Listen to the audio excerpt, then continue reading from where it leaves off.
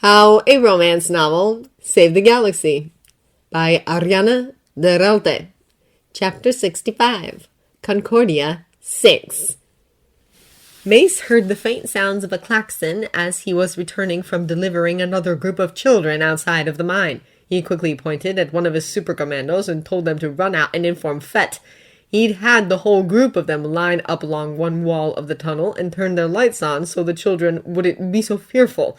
Meanwhile, he ran as fast as possible to the other end of the tunnel. His squadron bounded dirt behind him. One of Plo and Faye's squad was there with 2 more kids. Mace couldn't see well in the dimly lit shaft, but he stuck his head out and used the force to confirm. "The fire doors are closed. Once you've got the kids outside, you're welcome to join us." The Mandalorian, whose name he didn't know, but they had yellow across their armor, nodded. "I'll be back." Once they were gone, Mace stripped off his robes. The lift shaft was already a hot human mess this far up. He didn't want them weighing him down as he went further below. The Mandalorians in their armor didn't seem to feel it, but the children had been delivered dripping in sweat. He turned to the squadron, who were now bunching up behind him. He was still faintly astonished he'd been given command of them. How the galaxy had changed that a Jedi Council member was leading Mandalorians into battle. "Here's what's going to happen. I'll cut through the lift and fire doors of the level above the children's squad. 2 of you can hover behind me and provide cover while I do but be aware. The lift might come down at any moment, and we might have to drop. Once I have a decent hole, the rest of you can come down." He let the Mandalorians in full Beskar armor go through first. "Our goal is to stop the group which is attacking the children's squad, so they can get the rest of the kids out. Everyone ready?"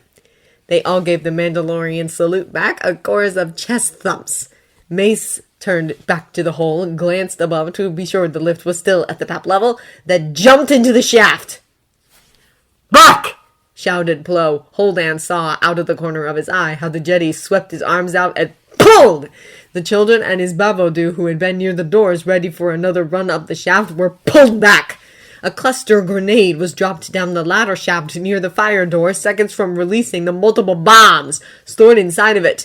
There would be no way anyone could block them all, though Holdan threw himself in front of the children he was with, knowing his armor would at least shield some of them.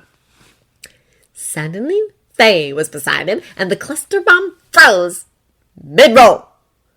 At the same time, Plo gave a shout, one filled with anger at something more, and thrust the hand not holding his lightsaber towards the ladder shaft. Yellow lightning shot from his fingers, illuminating the whole corridor in dancing lights.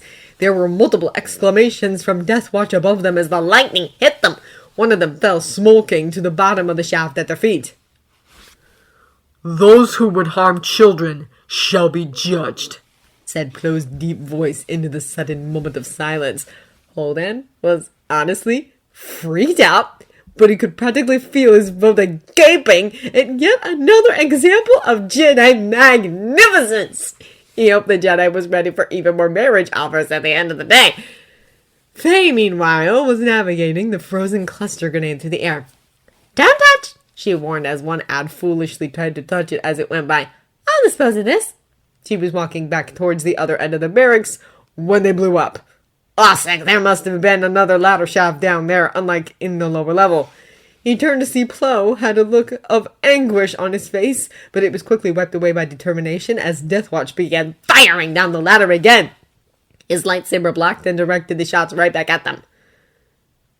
"God help me save those we can," said a voice inside his head that sounded like Faye. He nodded to his Bavodu and Gartlo, who had started gathering the remaining willing children into 2 orderly lines against one wall. Those few who had chosen to remain had been staying obstinately in their quarters which were now rubble near the far end of the barracks.